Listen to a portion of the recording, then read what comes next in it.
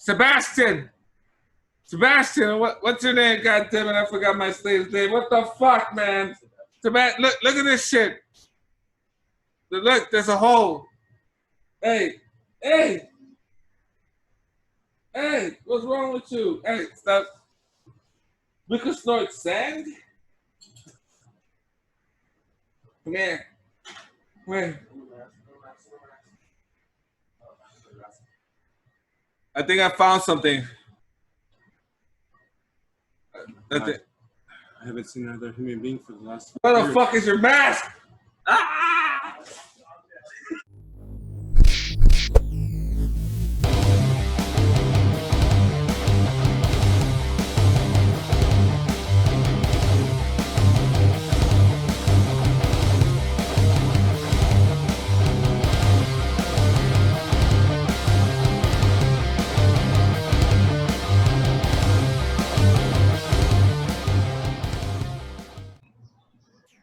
Welcome, ladies and gentlemen, to the Circle Debate Podcast, episode number 15, número 15. Finally, we made it this far away, this far to episode 15. Ladies and gentlemen, this is your host, the devious one, Ivan C, alongside with my other brother from another mother. He is the hero of all heroes. He's your hero. He's one of my heroes. He's a great American hero of all time. The great American hero, Mike Logan. How are you? Everything's great. The weather is hot here in LA, but I'm good to go for episode 15. Ooh, tell me about it. It's hot weather here in California up here in Los Angeles, how Steve Austin says. Los Angeles, California. Ladies and gentlemen, unfortunately today, our brother from another mother, Repetition Killer, Josh Perhart, will not be joining us today. He had other things to attend to, but he'll be joining us back hopefully next week. So today for episode 15, we'll be obviously Great American Hero myself. We'll be joined later on by Mr. MGC, which is the Max Kellerman of our podcast, which, we'll see him in a bit. Hi, Matt. All right, let's go ahead and start this off, ladies and gentlemen. What an incredible week of pro wrestling. Now, before we even begin, I just want to go say condolences to the James Harris family, which was actually formerly known as Kamala, as Paradise, and, at least you're no longer suffering, Kamala. Obviously, we found out that, due to the COVID-19, the conditions was far worse. And so, our brother Kamala passed away. Great pro wrestler, great gimmick that he had, great run he had in the WWF back in the 80s. So, rest in peace and condolences to your family. Now, moving forward, ladies and gentlemen, I just want to go ahead and move on with SmackDown this past Friday. Mr. Hero, what's going on with this retribution crap? I'm not loving it. I'm not loving this retribution, whatever the hell this group is called. Obviously, we saw what happened in the ending with SmackDown causing chaos. You saw Corey Graves running his ass off. Michael Cole as well, and just destroying the ring. So what are your thoughts of this group, Retribution, so far? Making their appearance twice already in a row. What are your thoughts about this group? Where do you see it going? It's going to be very tough, man. But I really feel that they're going to need someone like CM Punk in there to make this kind of worth the wait or worth the TV time. I feel like they made a big deal. We've seen this before, right? We've seen the Nexus do it, maybe even more effectively, with the audience around and putting the choking people with neckties, all that good stuff. But this Retribution group, I don't know. It's just until we see some faces, it's honestly it's the least important part of the show for me. Yeah, there's rumors going around, rumoring your windows. It's that Vanessa Bourne from NXT is in there, Chelsea as well, Dominic Dijakovic, just another one. A lot of NXT stars are supposed to be upcoming to the roster. So I hope not, especially for Chelsea or for Dijakovic. And they should not be part of that group. Like how you said, imagine CM Punk. That would have been something, right? You never know. You heard it here first, ladies and gentlemen. You're here to hear it first. You know, the Great American Hero calls it. What about it is CM Punk? What Another, if what if, right? What if it could be Park- another part park 3? that truckload of money right in front of his house so that they can make this interesting, you know? Yep. Oh my God, that would be amazing if that actually happens. I will be in shock. Like, really, Punk? You're really gonna go that below? But you know, we have to wait and see on that. We don't know. We're gonna keep seeing more of this group, Retribution. Now, moving forward with that, also what happened on SmackDown as well was when Stephanie McMahon announced a 3-brand battle royal. The winner will face Bayley at SummerSlam, which will happen obviously SmackDown, which which is tonight, Friday SmackDown. Why 3-brand? I mean, just call it a women's battle royal. I mean, I don't know. What are your thoughts for her? Who do you think is gonna win? Phew, man, that could be anybody, I feel. And I feel like that's why they're doing it this way. Back in the day, if you're going to challenge for the SmackDown Women's Championship or any championship on SmackDown, it's because you belong to that brand and you were drafted to that brand. And they're just throwing this rule out the window and, let's get everybody in there, right? Right. But who could win? Who knows? But if I had to pick, I would probably say like Lacey Evans. That's the first name that pops into my head. And honestly, I feel that this is kind of probably one of the more interesting things going into SmackDown tonight. I'm interested to see who wins. And having all these women in the battle royal. And see who emerges. But calling it the triple brand thing, I think it's more of a selling point. Like, oh wow, triple brand, or whatever, than just a battle royal, right? Right. It's marketing this match, and I feel like it's effective. It's working on me. So Yeah, I mean, I always go to all women's battle royal. But I like your pick. I think my pick would be. I think it's about time for her to get back into the title picture, Alexa Bliss. I would like to see her to actually win it. I think she has her hands somewhere else right now. Oh yeah, with the Fiend, all right. But I mean, that was my pick if she's in the battle royal. But if she's not in the battle royal, then I would choose one of the NXT girls. I would go with no, this is a tough. You know what? I would actually go with. Rhea Ripley. I wouldn't mind seeing Rhea Ripley actually winning. But have they had a match before? No, not Rhea Ripley and cool. Bayley. That would be great to see. For SummerSlam, I think it would be great.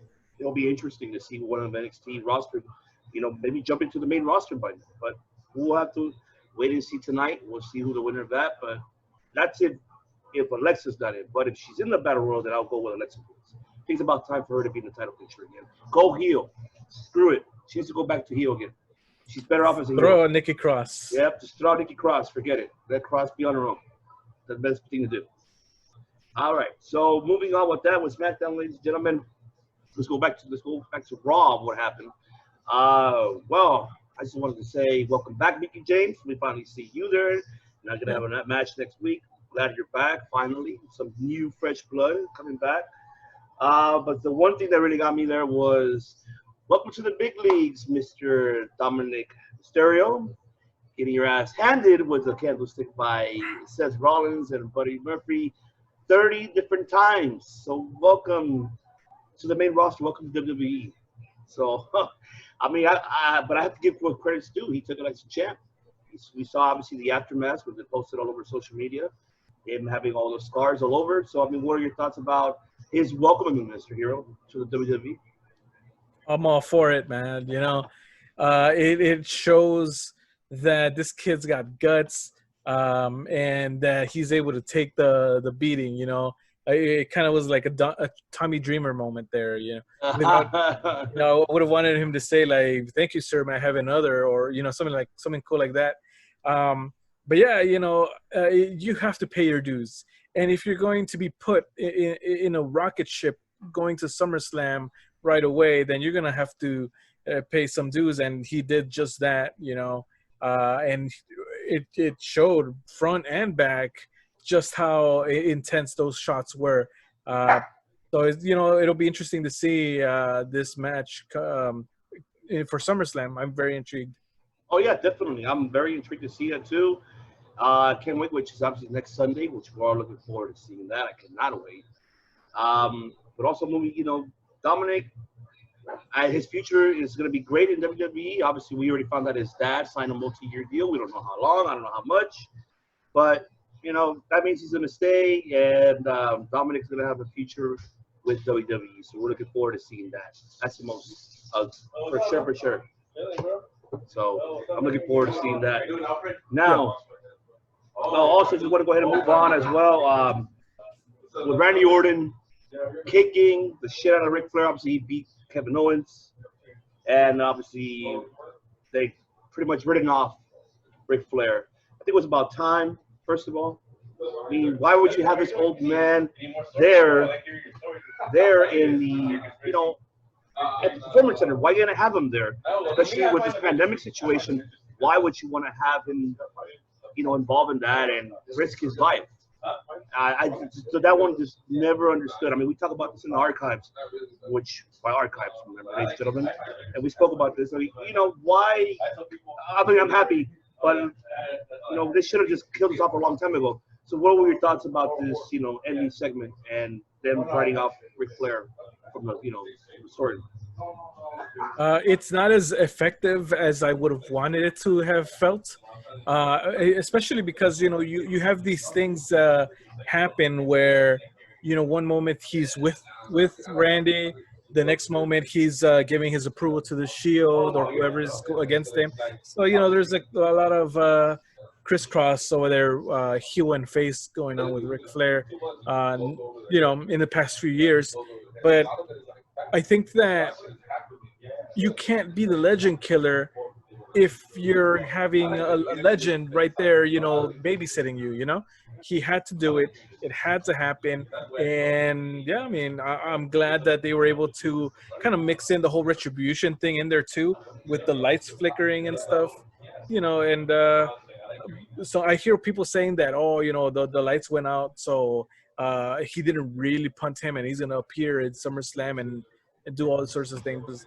But who knows? Who knows what's gonna happen? And yeah, I mean, I feel like it was a good thing that it happened, and I'll see you next time, Rick.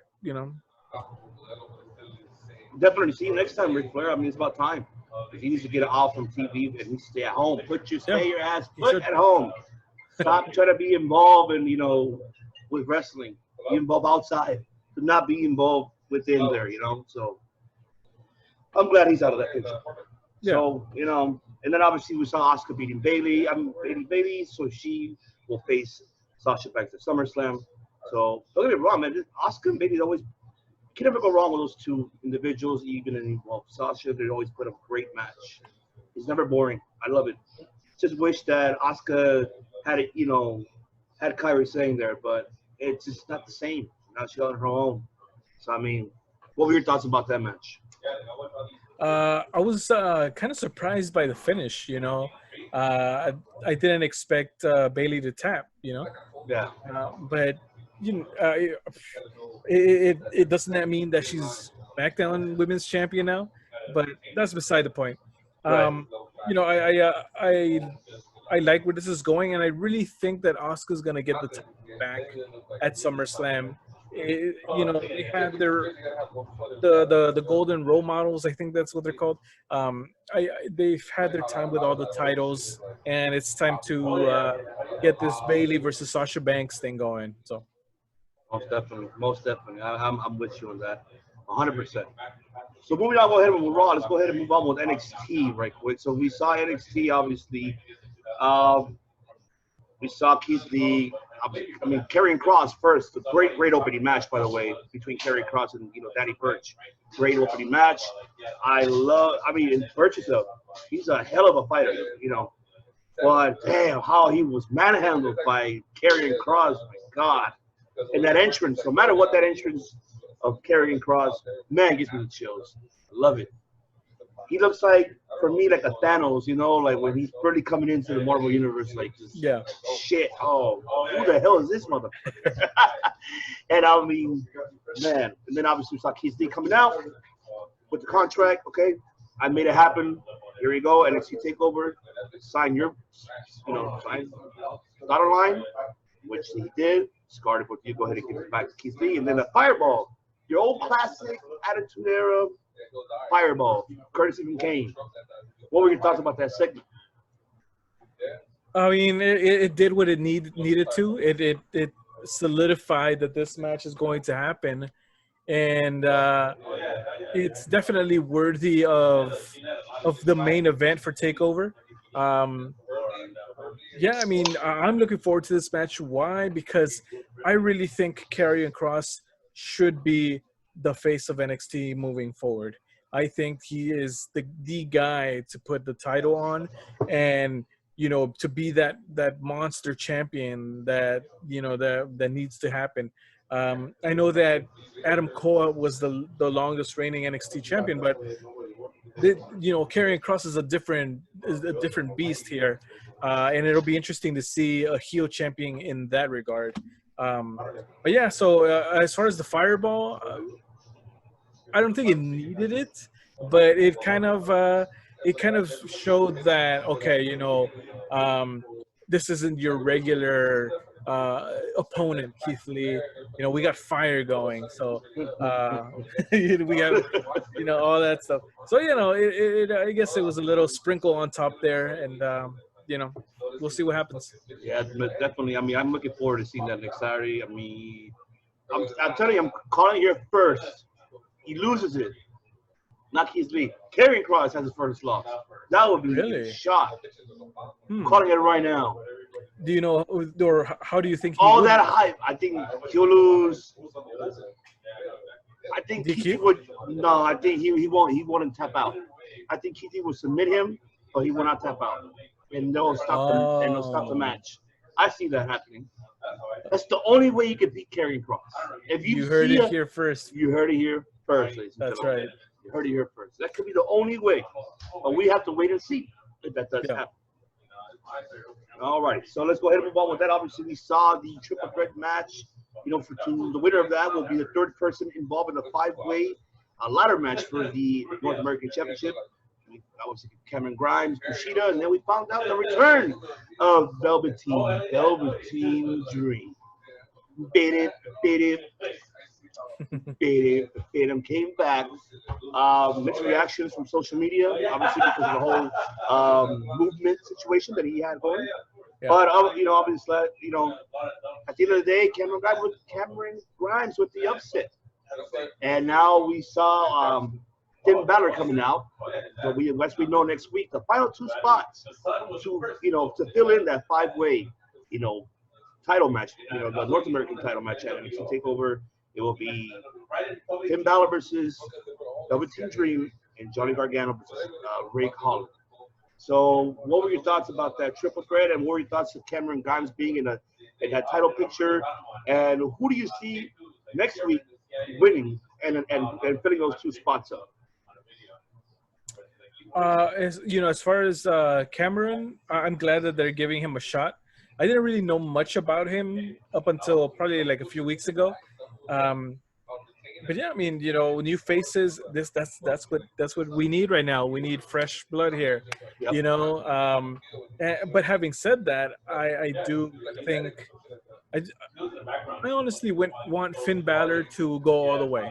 I want Finn to get in the match at Takeover and win the North American Championship. I feel he needs something like this right now. He was the first Universal Champion a few years back at SummerSlam, and I feel like he needs this win more than anybody. My opinion. I'm with you. So as far as that, Finn all the way. Yeah, because I think that will solidify Finn's title ring in WWE. Actually, no, I think he's missing the title, right? I think he's won the Intercontinental. I don't think he ever won the US. No. He's won the Universal. He's never won a tag team. No. So at NXT. So yeah, you know what? He's still missing some belts. So he needs to go back to the main roster. Yeah. You know what, Bruce? Vinny, yeah, we're send Finn Balor back over there to SmackDown, please, or Raw. Let him win the U.S. belt. Let him carry the U.S. Yeah. Shit. And then have him go back to SmackDown, beat Braun Strowman for the Universal title. Demon versus Fiend. Yeah, Why why that never not? happened? They were supposed to have that rematch. Yeah. I would have that rematch again. Definitely. I would definitely have that rematch. I'm with you 100%. Yeah. Yeah, so okay, so you have Finn winning on that one. What about Gargano and Holland? You saw Rick Holland. I know you're not familiar with him. He's from NXT UK. He's a great fucking he reminds me of Sheamus a little bit. But obviously more athletic, Sheamus is more like a stiffy guy, more of a pounding, a brawler. But Yeah. Rich is more mixed out of both. Athletic but also a stiff person, brawler as well. So you see Gargano missing NXT takeover? You see it? I know, I don't. He's been having some top-notch matches lately, I feel, and he's been too high up in the card in NXT for him just to outright miss Takeover on SummerSlam weekend. I think they're going with some new faces here, but they are going to keep Gargano in the picture for someone that the people know already, and and I actually like Gargano's style, so I'm picking him. Oh yeah, most definitely.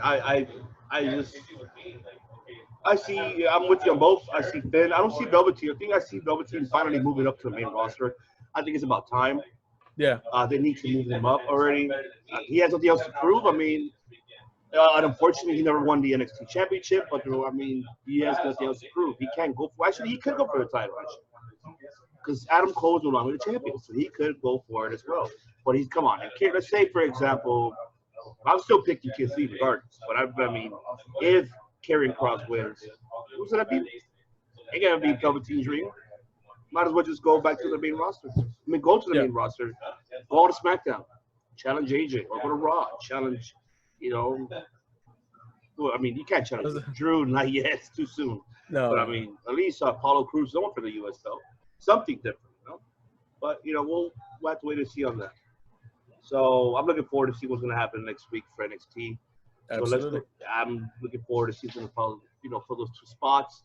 It's getting closer to that moment for SummerSlam. Speaking of SummerSlam, now pro wrestling news, ladies and gentlemen.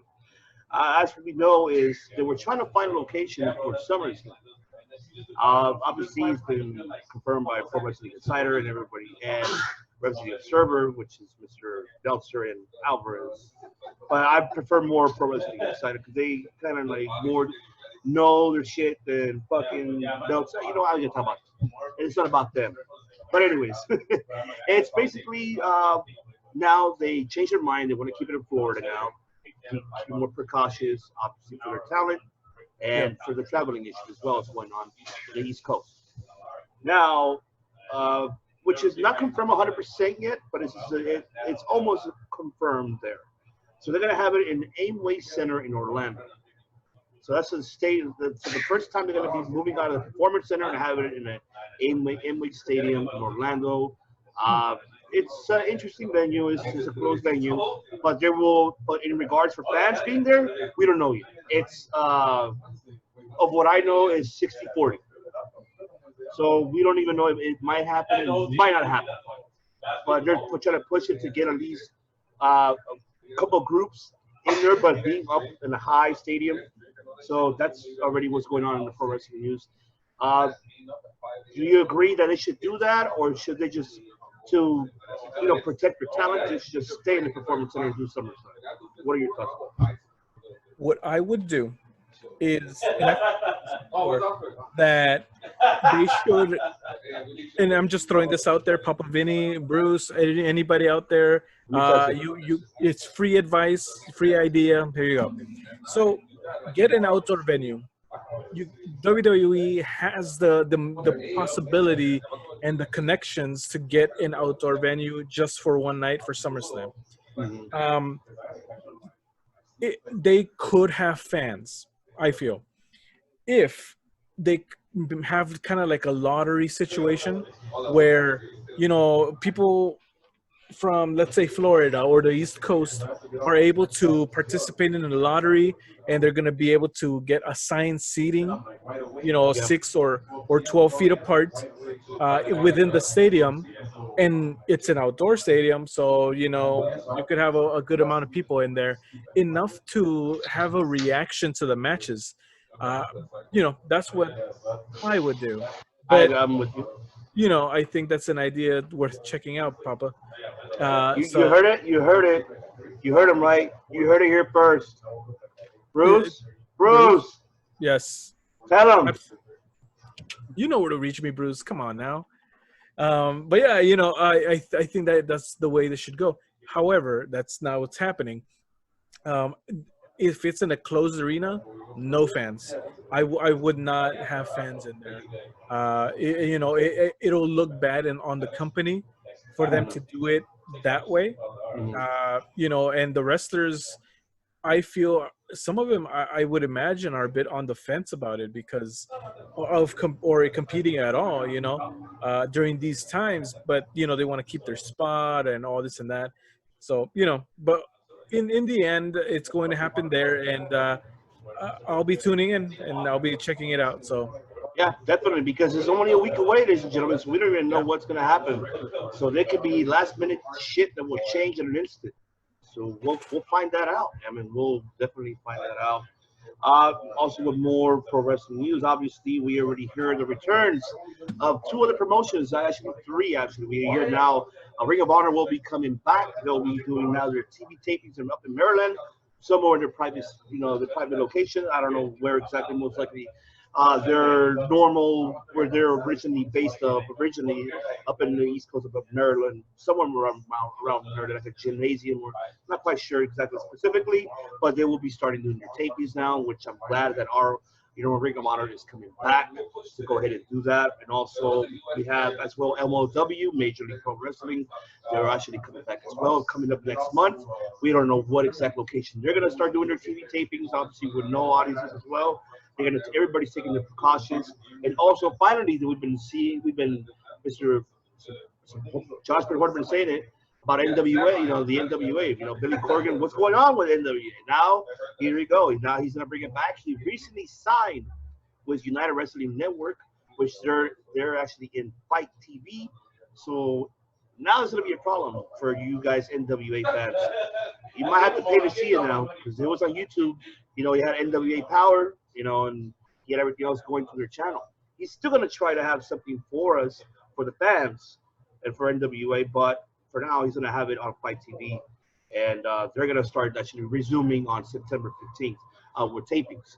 My major concern, obviously, with that, obviously, a lot of the talent has left, the NWA. Like Ricky Starks, they lost Ricky Starks. They just lost a lot of talent. Eddie Kingston as well. A lot more they lost. So we don't know what's going to happen with them in the future. And just to be advised, my apologies, ladies and gentlemen, to be familiar of who's United Wrestling Network, they promote a lot of here up in California. They do a lot of California independent wrestling, which they do. CHF, which is up in Florida, and as well as East Coast, the Championship Hollywood Wrestling up in Hollywood, which they record up in Ventura County. So they really promote a lot of independent scenes up here in California and also in the East Coast. So you can look up them on Fight TV, and you'll be loving this. That's where Scorpio Sky came from. Obviously, Karrion Kross, Brian Cage, a lot, Ethan Page as well. Eli Drake, a lot of talent that we're seeing now that are being exposed came from that era. So watch a lot of their history, watch a lot of their archives. They have a lot of good shit for you guys to see, for you to enjoy. And also, let's go. And then after that, we also actually have Fox now wants to bring back the XFL with The Rock. Oh yeah, The Rock's the XFL. Hey, bring it back. Bring it back. I mean, Vince couldn't really keep up with Fox. I mean, you think Fox is going to lose that money?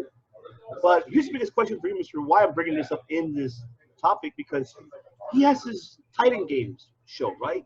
Is it on NBC. what channel? Oh, okay. Someone's going to be competing for that. Who do you see XFL going? Would they go back to Fox? Obviously, The Rock and obviously, his group owns it now. Will they take that deal from Fox, or will The Rock take it to NBC? Where do you see XFL land? That's a tough one. I'm actually which network has the NFL right now? CBS? Oh, Fox. Fox and CBS. Okay, then NBC is kind of in my opinion, kind of the place to go. I do feel that, for example, XFL goes to Fox. If they do that, then the XFL doesn't need The Rock to host it or to appear even. It's its own thing, a sports league. Titan Games is a kind of different animal, You have The Rock as the host. He's walking around and hosting the thing. So, it kind of gravitates around him. XFL doesn't need that. So really any network would do. But if I had to pick, NBC would be the place for it. Oh, wow. I think Fox will win it because Fox has the money first. Okay. Come on, they bought up Disney for God's sake. I don't know how much. No, actually, no, Disney bought All the way Fox. around. There you go. My apologies. Yeah, Disney bought Fox. I think Disney has the money, so they'll probably do it most likely. And I mean, they have a good relationship with The Rock as well, doing a lot of the movies. You know, so I see Fox taking it back. And the way how they had it previously was really intriguing because they had it set up professionally right. They didn't do any. They had no professional wrestlers, coming in, none of that. Only Shane appeared here and there. That's it. You didn't see nobody else as much, but they kept it professional. So that was the great thing about it. So I see Fox winning this one. I think they're gonna go back to Fox, but we'll wait and see. You hear it here first from us, ladies and gentlemen. We're calling it right now. So now one more topic that came out earlier, actually as of last night. We found out there were, for the first time now, AEW cut three people. Three people have been cut and released from AEW. The name of the person obviously is Sadie Gibbs. Sadie Gibbs. She's a well-known independent wrestler. She was released by AEW, and two other ones that I was in shock. One was Bea Priestley. People are not familiar with Bea Priestley. She is obviously from Stardom. She's a wrestler from New Japan a lot. She's very popular in Stardom. I think she's one of the champions up there for Stardom. And she's very well known in the UK scene as well, in the independent scene. She is the girlfriend of Will Ospreay, obviously. She was also cut from AEW as well because of the COVID pandemic situation. She's stuck in England, so why are you going to pay her that you can't come? If you could come, but you're concerned about that, so you don't want to come, forget it. Why am I sending you a check every other 2 weeks? Forget it. And the one shocker was, Jimmy Havoc. Jimmy Havoc, actually, the one they sent to rehab to get your shit together. And it turns out they let him go. Turns out they let him go. Not because of the pandemic. I feel they're mentioning that, but I feel it's because I don't think he got his shit together. So I think that was like the biggest shocker when there was more Jimmy Havoc.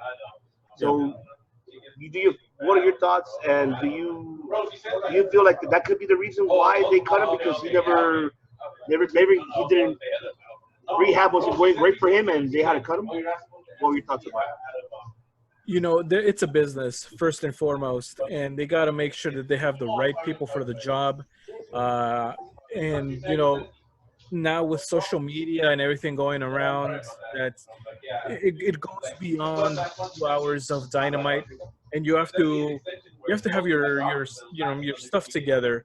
And in the case of Jimmy Havoc, if he was having problems and the rehab wasn't going as well, then you got to look out for your business, and you got to maybe down the line we could have him back or whatever. But yes, as for Bea Priestley, the only thing I really remember about her in AEW was that she was having a rivalry with Britt Baker at one point, right? Yeah. So again, they have to look out for what they can do and who they can have on, and it doesn't mean that they could not have a comeback later on. But for now, it's parting ways. you know. Oh no, yeah, I'm with you on that 100%. I'm with you about that 100%. So we'll see what happens. All right, so ladies and gentlemen, we're going to go ahead and take a quick break. We'll be joined right after this quick break with MGC, Matthew Carateja, with Max Kellerman. So stay tuned. We'll be right back. We're going to hear from a message from the captain himself, wherever the hell he is. I don't know if he's still stuck in the jungle. I don't know if he's up in the desert, up in space and time. I don't know where's he at, but he's somewhere. So stay tuned. We'll be right back, ladies and gentlemen, as you hear from our sponsor, the captain himself. Coming at you live. The worst wrestler alive. Where the fuck is my boat, goddammit, motherfucker? Captain. What the fuck is wrong with you, man? Captain. Captain. Stop hitting me. Wait, what's back there? What's back there? Oh!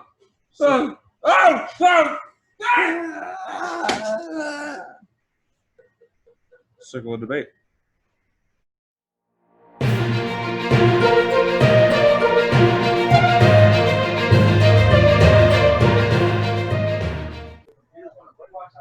Welcome back, ladies and gentlemen, to the Circle of Debate podcast. Obviously, thank you very much for the captain, Captain AMPM. We appreciate you very much. Ladies and gentlemen, we're joined here alongside with the beater of all beaters, the Karen beater of all beaters. He is obviously Ricky Steamboat's nephew. He's Matt Cardona's brother. He is the long lost son. I don't know who's long lost son. Obviously, Mr. MGC, Mr. Matthew Steamboat. What's going on, man? How are you, brother? He's cutting the air. He's cutting the air. He's cutting the air. He's cutting the air. Obviously, That's how I am. If you hear the background, I'm on location as we speak, but I have the background. So yes, I'm on location. So that's why we do apologize for the inconvenience for that. But I should go ahead and move forward now. Let's go ahead and move with New Japan. Now, New Japan Cup USA, the first night was very, very intriguing. I loved it.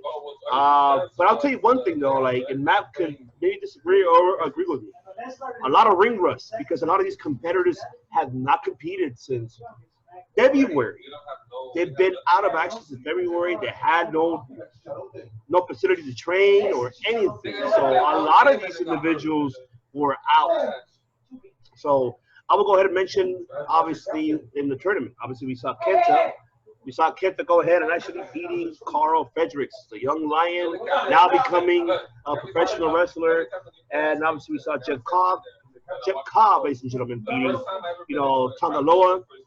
And we saw David Finley beating Chase Owens. And we saw, obviously, Tama Tonga beating Brody King. So, Mr. Steamboat, what were your thoughts about the first rounds of the New Japan Cup USA? And did you see any ring rust from all of them? Or what were your thoughts about it? Well, the thing at least I'm glad to see is that I think, sure, ring rust is one thing, but on the other side of it, if you had the choice, I'd rather pick ring rust over being overworked and injured. I'm glad, because I think if you've seen Kenta recently, he's had that sleeve on his arm because he's had surgery. Well, I think it was bicep surgery. And it was the same kind of thing I saw with Tanahashi for the longest period of time. But quarantine and everything else, it's like a blessing in disguise for these guys. So they've had time to rest and recover and let their operation rooms heal, because how demanding a wrestler's schedule is. So I'd rather see Kenta with a longer career rather than and with some ring rust matches than him succumb to his injuries in one way or another.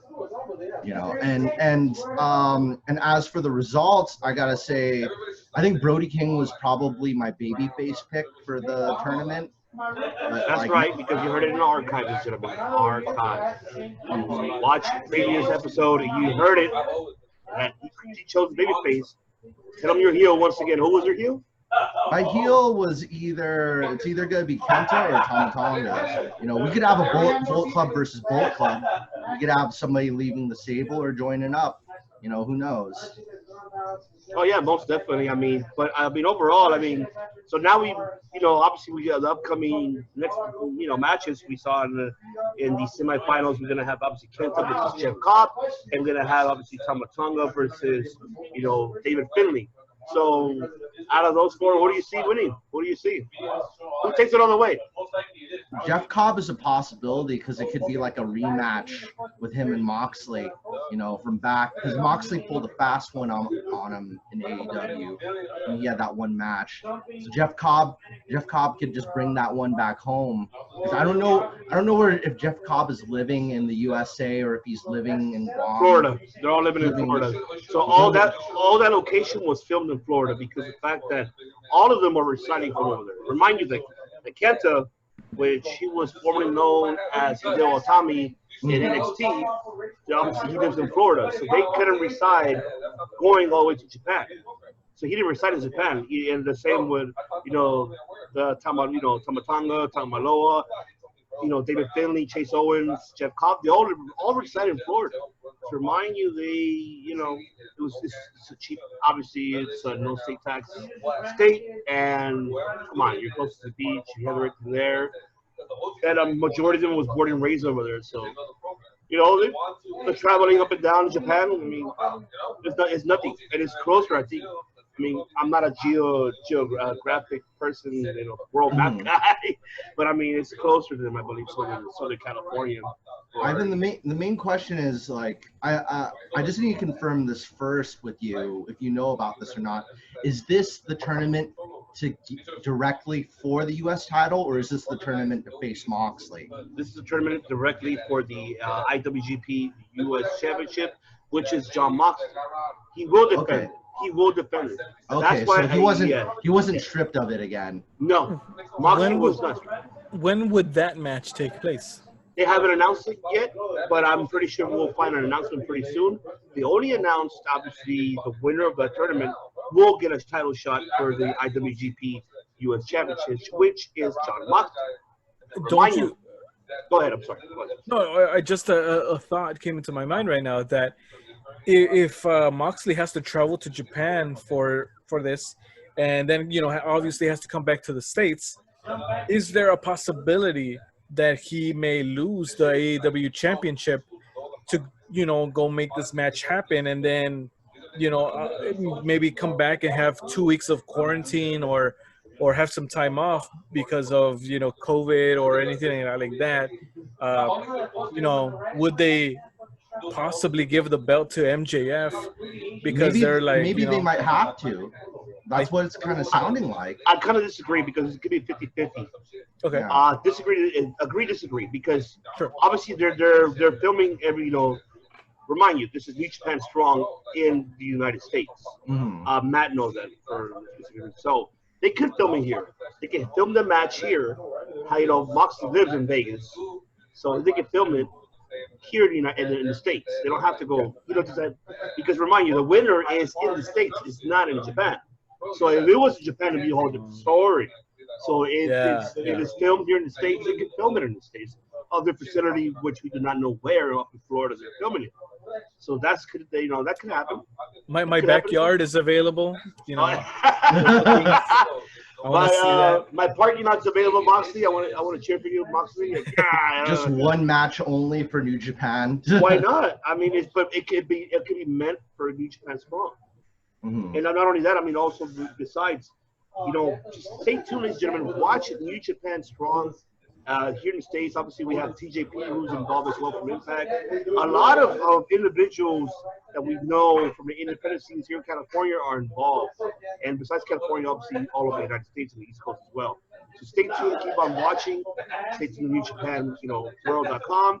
Get more details, and you'll love that tournament. I can't wait to see who takes it all. But my pick was Tamatonga. So I think now, thinking again, it's just now that I know for sure it's going to be to face Moxley, I think Tamatonga is probably the one I most want to see Moxley go against.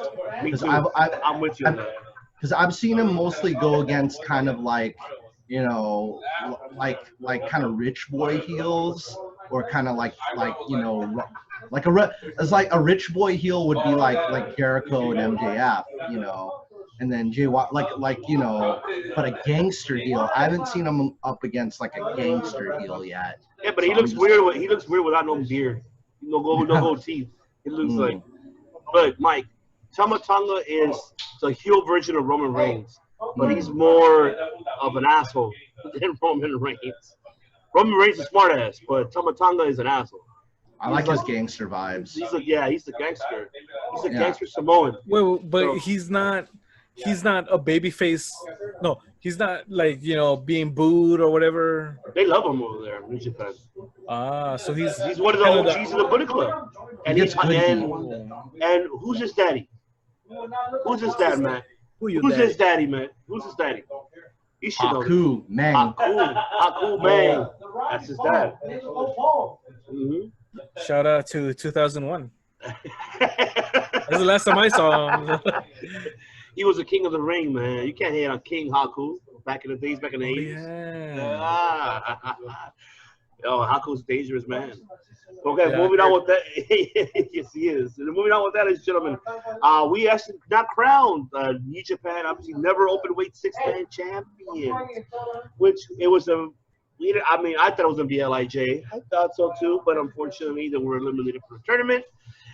We saw obviously Chaos versus Chaos. We saw obviously Okada, Yano, and Sho versus obviously Yoshihashu versus Tomohiro Ishii and Hirogoto. So we saw that, and the win, Horigoto. Thank you. And we saw Horigoto and obviously Ishii and Hashi winning the never open weight 6-man championship, beating their own teammates. But I like to see it. It's good to see a title back on Hirooki Goto again. Yeah, I was happy to see him have it, and Ishii as well. I'm a big fan of Ishii. I like his work. He's a great. He is for me. He reminds me a little bit of a Bam Bam, but old school. Bam Bam Bam Bigelow. The guy can move for a heavyweight, man. He can move like a fucking shit. Like a pit bull. Yeah, he's like a pit bull, man.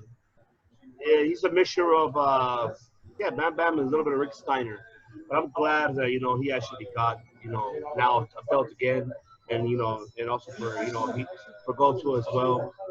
So what were your thoughts about that, man? So you saw Chaos versus Chaos. What were your thoughts about them making it to the finals and then them winning it? What were your thoughts about?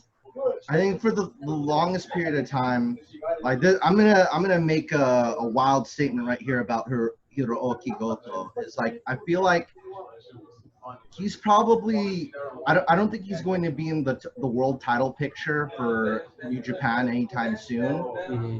I want him to be, but if they're not going to do that with him, because he was in the title picture and he's really cool. I love his moveset. I love his image. Like he's probably one of my favorite baby faces in New Japan. But if he's not going to be in that world title picture, I think you should consider jumping ship to something to where because he deserves a world title. Any company, I want to see Hirooki Goto, All Japan, Noah, WWE, AEW, any of those companies. Like Hirooki Goto is a world champion. This is what I see when he walks out. It's good that I'm happy that he's got the 6-man belt right now. But like that guy, I want to see singles gold on him. I know I'm with you because I think he has a lot to prove still, and I think that 6-man is not enough for me. I'm with you on that 100%. I think he should. He should have just challenged, Shingo, how Suzuki did challenge Shingo for the never open weight head championship. They're elevating that title. Yeah, now we're gonna see Suzuki now challenging Shingo on August 29th for that belt. So I'm looking forward to seeing that. So yeah, so what were your thoughts about that? Seeing Suzuki now challenging for that belt. Especially because Suzuki's a former Pro Wrestling Noah champion, former Intercontinental. So they're elevating the level of that belt. For a while, it was just like kind of an afterthought, not like a cruiserweight belt, but it wasn't like treated like the Intercontinental title. And now that both the Intercontinental title and the U.S. title aren't seen being defended on a regular basis on their own, this is really in that position as that, like the title you get before the championship. I'm definitely, I'm with you on that because it's about, I think it's about time that title actually is not being paid more attention because remember back then it were between, correct me if I'm wrong, 2016. Kota Ibushi was never open weight. But it wasn't like, oh my God, it was prestigious. Compared to the Intercontinental before they introduced the U.S. the IWGP US belt. I feel that that never open weight was never really prestige, you know. I think it should be more the same with the 6-man. I mean, they do with the 6-man, but I feel these titles should mean now something. And the way how I see it, to be honest with you, right now with New Japan, is more they're like WWE, and because they only have so much talent that they can work with. That's why you notice on a weekly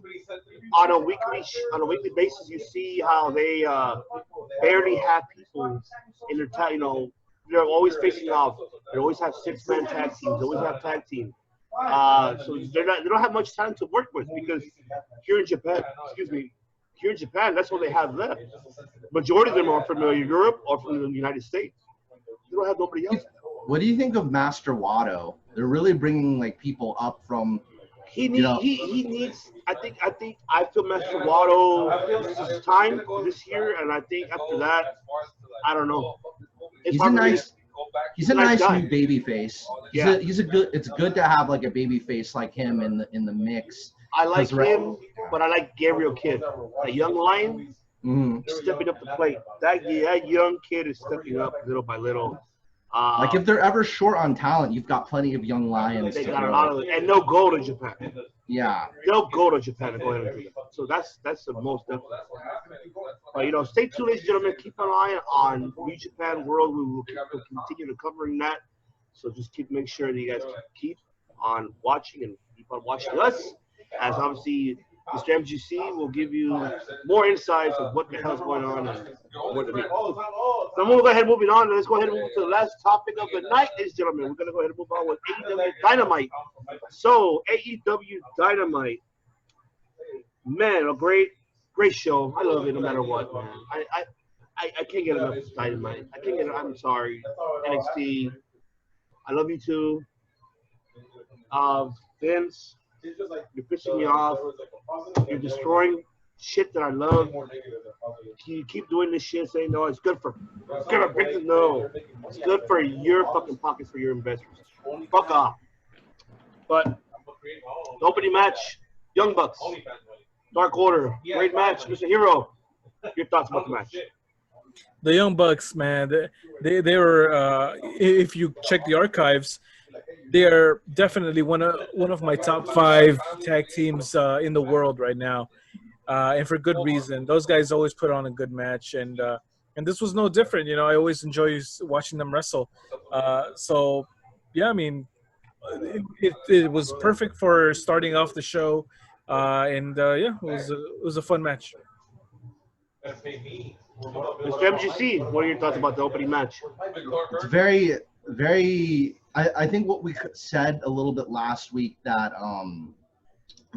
Dark Order needs to, you know, we need to give them more reasons to people to see them as a threat or as a power.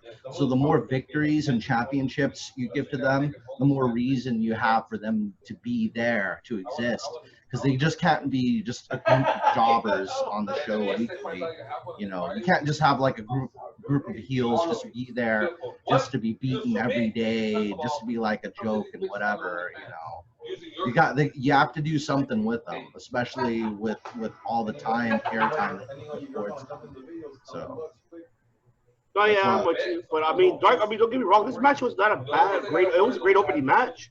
I loved it. I enjoyed it. You know. Yeah, I like the finisher that Evil Uno and was it Grayson? Stu Grayson. That with the 450, the fatality. That's a pretty cool finisher. So and the counter to that was pretty cool too. Oh man, yeah, I loved it. I enjoyed every bit of it, man. Dynamite's getting better and better every fucking week. I mean, come on, Bruce, Vinny, are you watching this shit? You know, watch it. You know, like what the fuck's going on with you guys? Did you pay your phone bill this month? Because I don't think they're getting your texts, man. I don't know, man. I'm on Wi-Fi and I do pay my phone bill. But other than that, I mean, then after that, obviously we saw the MJF addressing, you know. Did you guys see? And I didn't know. Someone posted it on social media. I'm pretty sure you saw it, man. I'm not sure you saw it too, Mike. But I do not remember that that MJF was in NXT. They posted on social media. He was like one of the security guards Yes. talking Samoa Joe, and Samoa Joe pushed him like, get off my spot. He got mad. And then MJ did the same shit, same concept. I love it. I'm loving this type of shit. So, and obviously we saw Moxley beating the shit out of him. He took that Death Rider. Why did they change Paradise Shift? Should be Death Rider DDT. How New Japan say it. Death Rider. Yeah, Death Rider is a cool sounding name. Hell yeah. You Why know, Paradigm Shift is a mouth. Is a Fucking mouthful. ridiculous. Because New Japan will call it, Death Rider DDT. Hell yeah. I love it. I gotta say though, it's like there was this criticism on AEW that it's all ex WWE guys, and that's like that. It's kind of impossible to not be, because especially if you count, because MJF was just like an extra in WWE and like on the NXT thing. So like, why shouldn't you count that against them?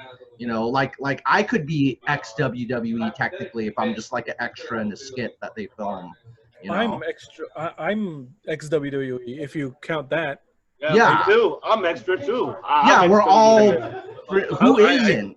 Yeah. I was there.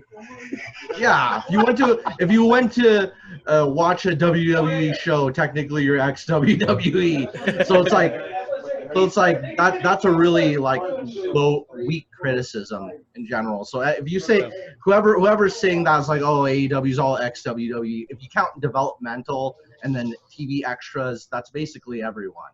That's every wrestler ever, pretty much. The Young Bucks. Well, Yeah. Young Bucks, only Matt Jackson was it. Oh, that's right. Yeah, but because it's just you can tell that MJ did this for a reason.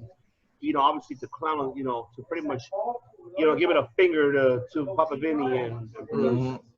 Well, not Bruce, more Vinny and Triple H actually too. Sorry, Paul Levesque. I mean, and you had the chance to sign MJF and you fucked it up. I'm glad he didn't go actually. But that, I mean, I'm loving this. I'm I'm becoming like Jim Cornette, like. Yeah, he's a hell of a heel, man. I mean, shit.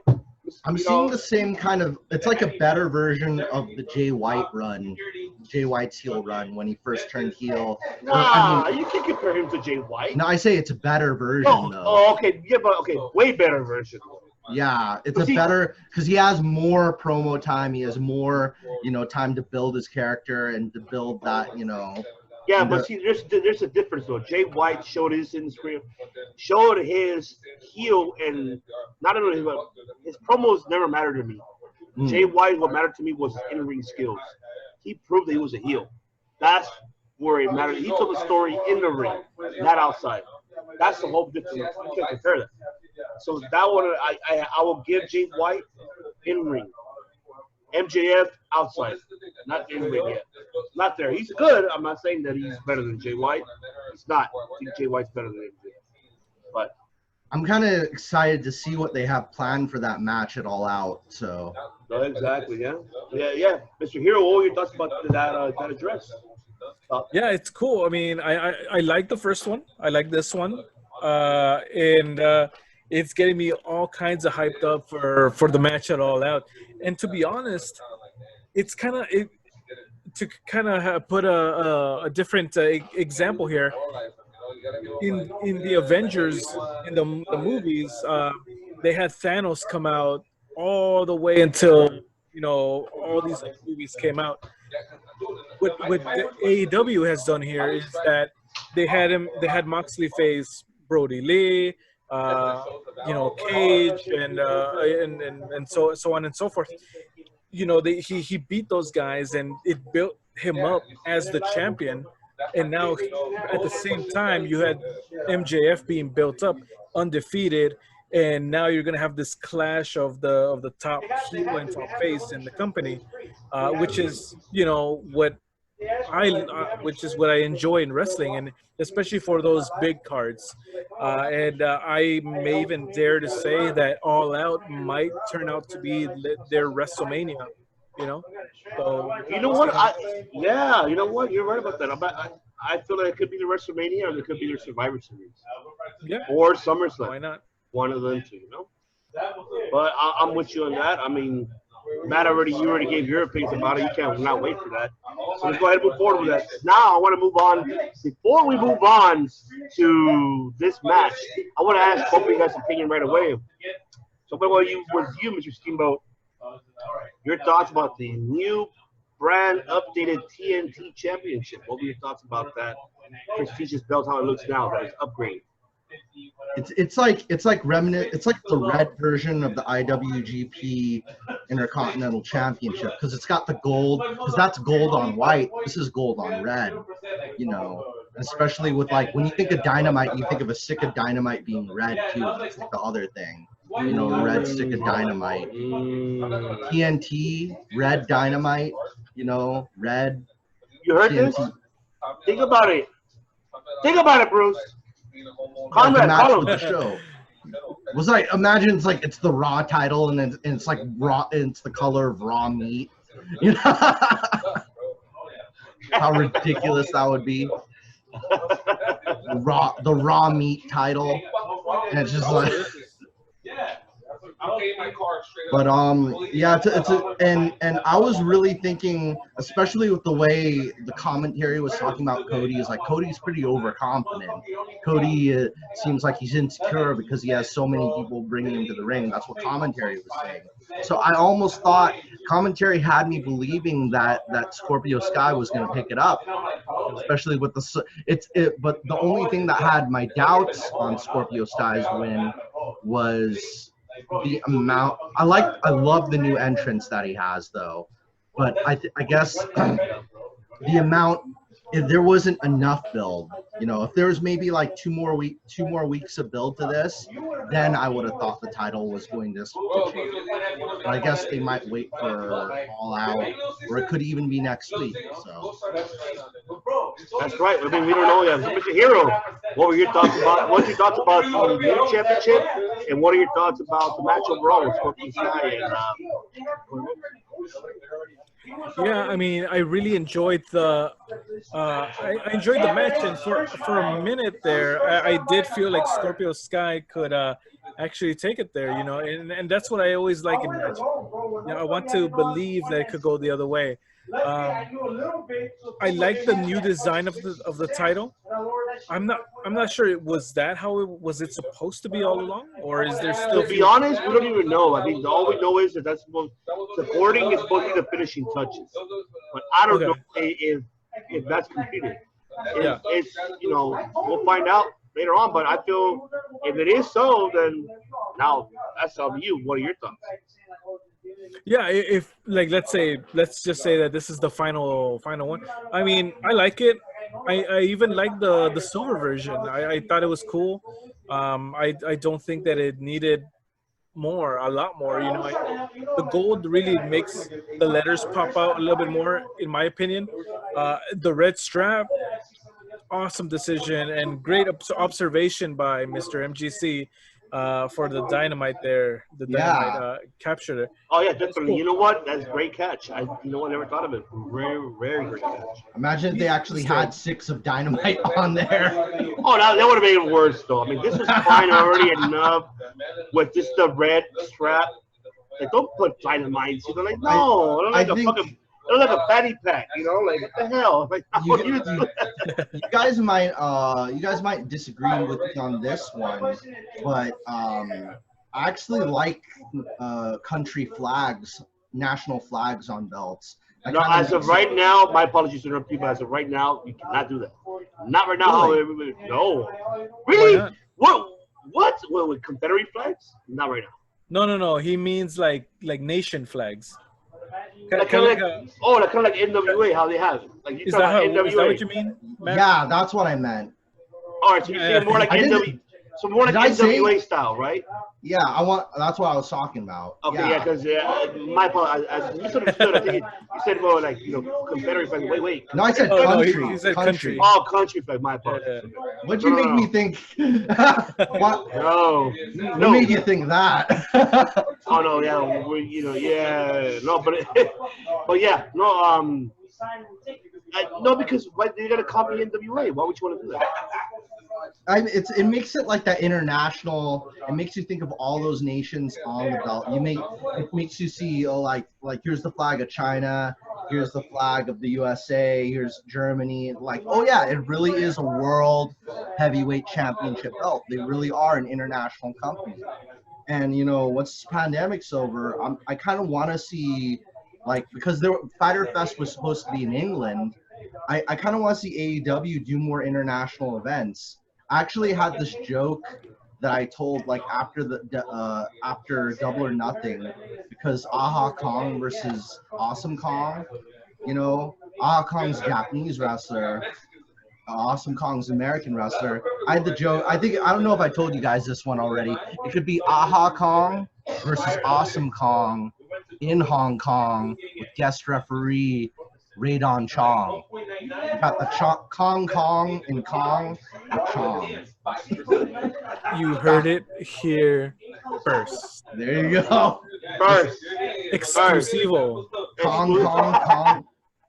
I mean, and that's not really that far-fetched because AEW has the partnership with OWE, which is based out of China. So it could be an OWE AEW event in Hong Kong. Well, that was supposed to happen in the future, first of all. But right now, with the whole pandemic situation, yeah, of course.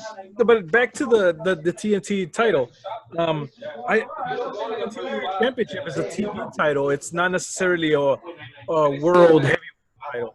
And I feel that AEW, they barely have 1 year under their belt. So, there's definitely time for growth. Who knows, maybe down the line, something like an Intercontinental title, like, with like I really like the Attitude Era title that has Asia, America, and all that stuff. So, maybe down the line. Here you go. I'll give you my clue. International Championship. How about that? Yeah. International. Tony Khan, you got my number. Call me. Hey, call us. Mike and I and, Matt, we can work for you. Write good shit. Good shit. We'll write good shit. Good shit. Yes. Yeah. All right, moving on with that, ladies and gentlemen. Obviously, the match overall was fucking great, though. Man, I loved it. But actually, here, my apologies. So, what was actually exactly your thoughts on the exact match? You already gave us your points about the championship belt, but what about the match itself? Did you enjoy it? Instant classic. Man, it's tough to say instant classic because a lot of Cody's title defenses have been instant classics in my opinion, and that's like kind of like a first world problem there because that's a problem you want to have, having so many instant classics with so many young guys in the roster that you don't know which one to pick, right? But as far as this match, I wish there was more of a build-up happening with this. Yeah. Other than just Scorpio Sky coming out from the ramp and then just staring him down. That was it. And I do want to ask one question. How did Brody Lee get his hands on the older version? Was that explained or? No, it didn't explain it at all. I don't even know what happened. I don't even know if it did or did not. I didn't see it coming when I saw the aftermath of it. It just came out of nowhere with the belt. And I'm like, what? The hell's going on? It didn't make no sense to me. I do feel like the Dark Order is dangerously close to kind of being on that Dungeon of Doom kind of heel level, kind of. I'm starting to not take them as seriously anymore, but can I tell you who they remind me of? Honestly, they remind me of fucking Shredder and yeah, the Shredder and the Foot Clan, and obviously, Evil Uno is Bebop, and obviously, Stu Grayson Rocksteady. That's what it reminds me of. So it reminds me of. But if you say that, Ivan, that means the Elite are going to dress up as the Ninja Turtles like next week. You heard it here. first. You're first, everybody. It's like Kenny Omega's gonna watch this, and they're all gonna be like dresses. They're gonna be wearing turtle shells on their back. With the like different. Who do you think's gonna be Donatello and Raphael and Michelangelo? We already know out of the elite who's Master Splinter. We already know who's the Ninja Turtles. Come on. Wait, is it Arn Anderson, Master? Oh. DDP. It's DDP. Oh, okay, DDP. It's Yeah. totally DDP. Freaking doing yoga and all that. Okay, there's 5 of them, right? Remember, Cody's part of the elite, not including Arn Anderson. So we have the Young Okay. Bucks, Adam Page, Kenny Omega, and Cody Rhodes. All right, come on. Who's Magic Splinter? Who's the oldest there? I would assume Cody. I mean, he's kind of. Oh no, Cody would be Leonardo. He's definitely Leonardo. Yeah, Michelangelo maybe is Kenny. Kenny. Yeah, I'll give Kenny Omega Michelangelo. Who's Raphael? Adam Page. Adam Page. And then who's Donatello? Both the Young Bucks are Donatello. Oh yeah, we'll Christopher put them twins. both for the yeah. All right, there you go. There that's settled. And Brandy is Venus. Oh If yeah. you didn't know, there was a female Ninja Turtle. Oh yeah, but that was after, man. That was not the same. It's not the same. But I get it though. I get it. Just to troll, because this would be like the ultimate troll to Jim Cornette, because he actually wrestled a Ninja Turtle. Because so I think this would actually be the ultimate troll to him, especially like if they dress up as Shredder and the Foot Clan versus, you know. And obviously now they're gonna have to sign Kevin Nash. So Oh, he's the Super Shredder. the super exalted one. Besides Brody Lee, They get taller and taller. he gets taller out of nowhere. What they're gonna get Yao Ming? They're gonna get Yao Ming as freaking like super Shredder. Like they just get bigger and bigger as they go up. You heard it here first, folks. You heard it here first, ladies and gentlemen. They just get taller and taller. And speaking of Kenny Omega and Adam Page, we saw them defending their tag team championship against the Jurassic Express. Great match. I enjoyed it. But I saw a lot of green. Meaning by green. Wait! The meaning green? I can't do that. It's copy infringement. Sorry, Matt. Not you, Matt. Oh, yeah. Your other brother, Matt Hardy. Can't do that shit. Oh, yeah. Green, obviously, we saw a lot of botches we did see in that match. But as you can tell that it was the first time these two guys worked against each other. Different chemistry. You know, you have 2 independent wrestlers from California versus 2 international pro wrestlers. So it was a great, I think it was a okay match, but I love that they kept it on going and great ending to it. I wish it could have been a little bit more, but so I'll ask you, Mr. Hero, what were your thoughts about that tag team championship match? Yeah, you did mention the botches there, but you know, I feel that that's what happens when you don't have the performance center, and you know, it's like people are in different pages almost. People, you know, like you say, you know, the California independent wrestlers and international guys, contrasting styles. I think that down the line, you know, they'll look back at matches like these and are gonna try to fix things up and you know, it within the organization. The match itself, you know, these guys always bring it. You know, I'm becoming a big fan of Adam Page. You know, I want to see him go full on heel. You know, if not this year, 2021. I want to see that happen. Hopefully we get that. So yeah. All right, Mr. Steamboat, what were your thoughts about the match? So this is kind of what I'm hoping for in the future, because this is giving me a preview of 2 matches that I want to see in the future. So Luchasaurus, I want to see Luchasaurus one-on-one with Kenny Omega, and Luchasaurus one-on-one with Adam Page. And no interference from Jungle Boy or Marco Stunt. I kind of wanted to see those 2 kind of have, you know, the same kind of classics that Kenny Omega had with Tetsuya Naito. or Kazuchika Okada because of how talented Luchasaurus is. You know, I could see the same thing. Like I want to see Adam Page and Kenny Omega against all the tall, big dudes in AEW. But I think the other thing I'm waiting to see, no offense to those out there that like, and I don't know if you're gonna disagree with me on this, who like the Luchasaurus gimmick, but I'm not as crazy about it as everybody else. I think it looks pretty cool the way he looks, but I'm kind of good. I'm part of me, a big part of me, like 75% of me is waiting for Luchasaurus to kind of change gimmick, take the mask off, and be a different character. Because I'm thinking that like a stripped down, more humanized character would be interesting to see up against Kenny Omega and Adam Page. And then the other thing, I don't know if you guys spotted this. Here's another thing I spotted. Did you guys spot this Easter egg? This is a reference to when Undertaker chokeslammed both Bret Hart and Shawn Michaels. When Luchasaurus had both his hands, was about to chokeslam both Adam Page and Kenny Omega. Did you guys spot that? I spotted that, and then he did the set up being like the Kane style with the suplex, both of them.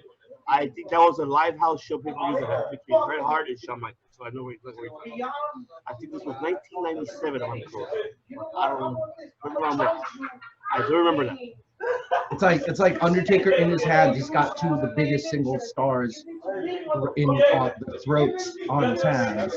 So I could see and Undertaker had great matches with both of them. So I could see in the future like Luchasaurus having great singles matches with both those guys.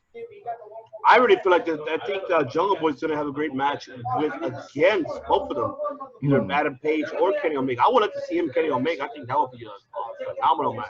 Yeah, these are both really great single stars. So. Oh yeah, I'm looking forward to see.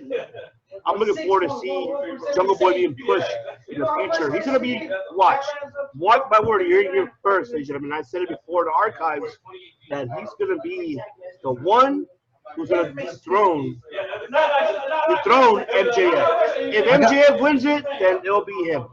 In fact, if anything, I'll say this one thing about the match is that I almost like everybody match better as singles than they are as tag teams. You know. But I mean, I get it, but you have to build the tag team division too as well. Yeah, I don't mind that as well. I love it. I love it. Why not?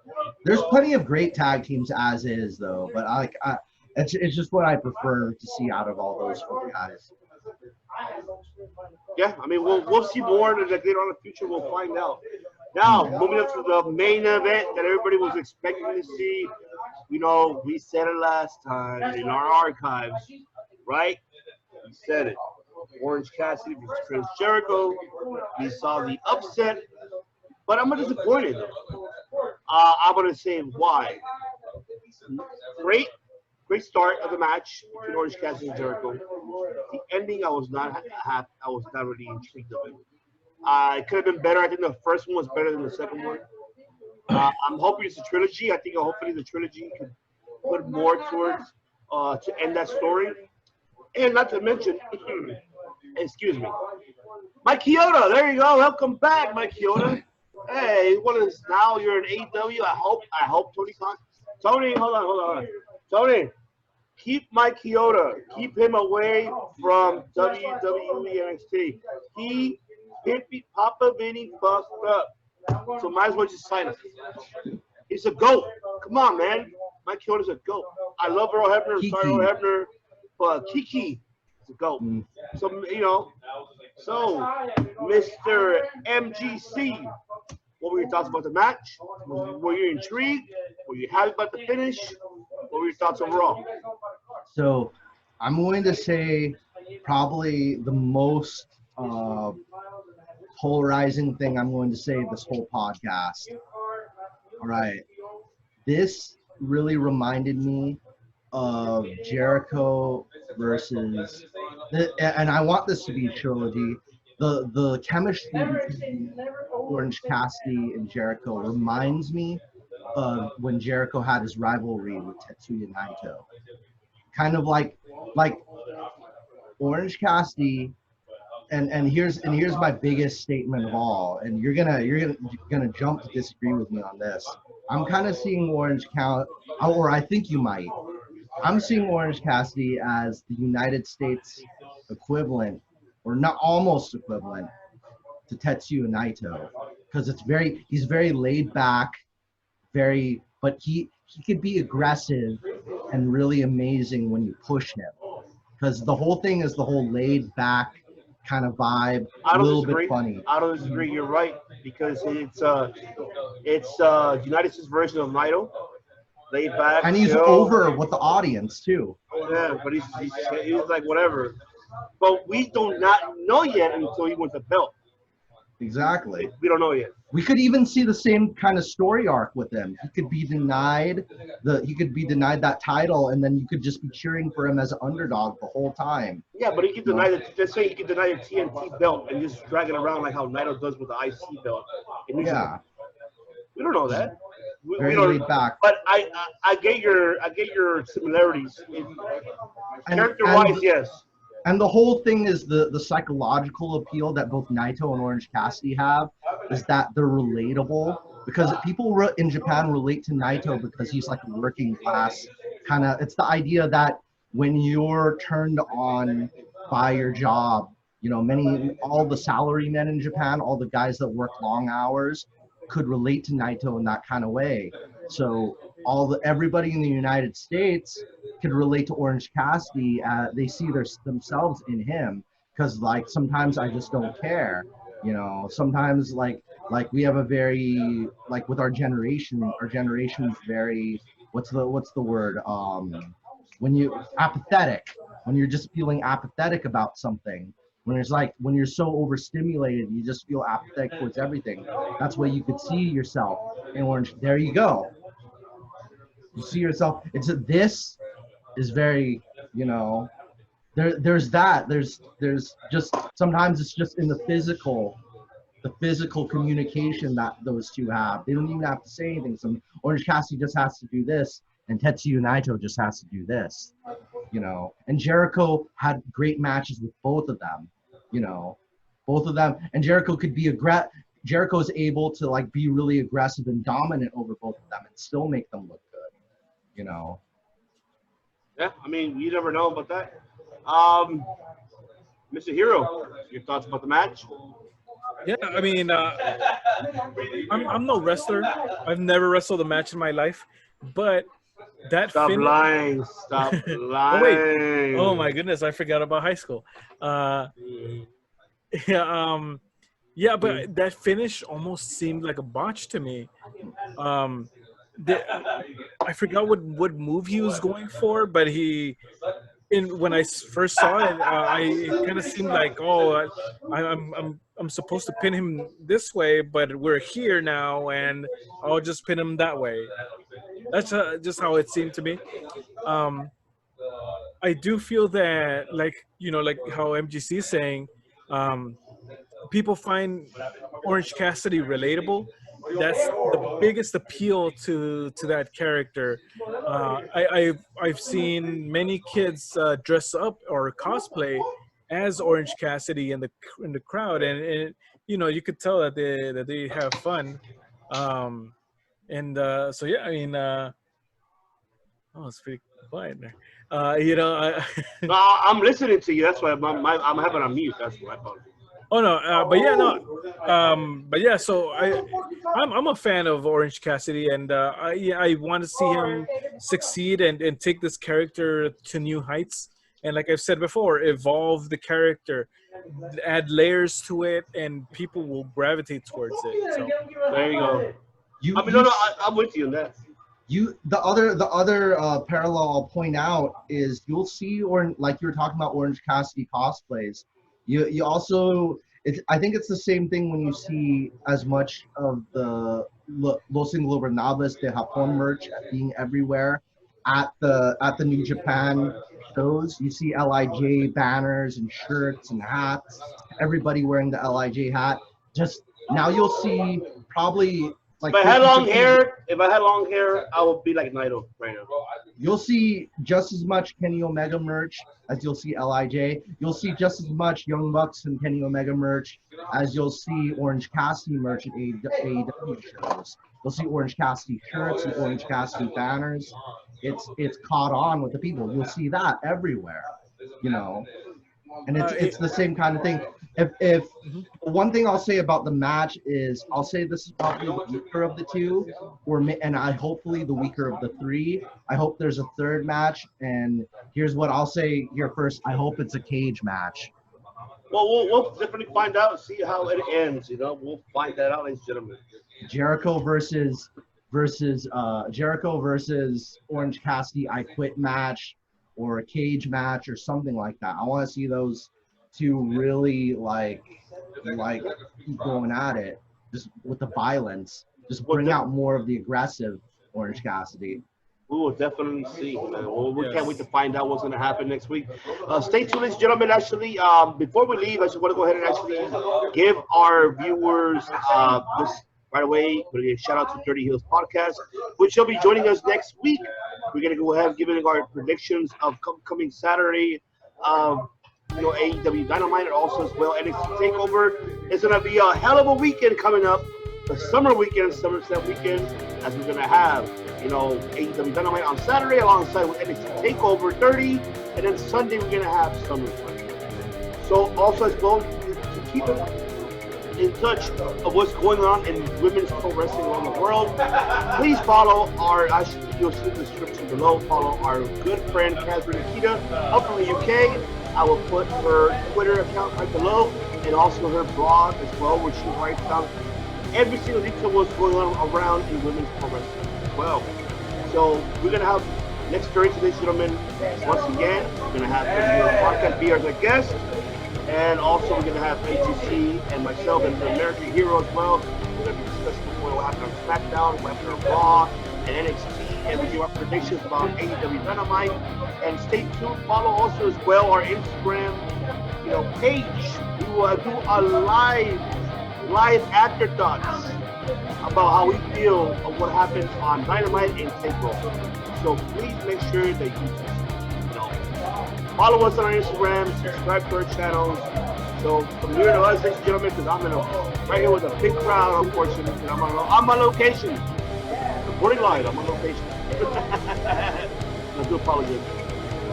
But, and also stay tuned this Sunday. We're doing our top 5 heroes of all time. And the following Sunday, we're doing our greatest SummerSlams of all time. The past and present, that's our top 5 coming up next Sunday. So make sure you stay tuned for that, ladies and gentlemen. Once again, this is your host, the previous one, alongside with Mr. Karen Peter of all Peters, the Cordonas of all Cordonas. Oh my God, the Hardys of all Hardys, the Steve-Os of all Steve-Os. I can go all over the world with this guy, and he's snapping Steve-O with the scissors and the pliers. I don't know what he's doing. And of course, we have the great American hero of all heroes, Mike Lopez. Hey, I see your announcer. I know. Great job, sir. There you go, that's right. Thanks, you guys. Salute. And we will see you on Sunday. For the top 5. Thank you.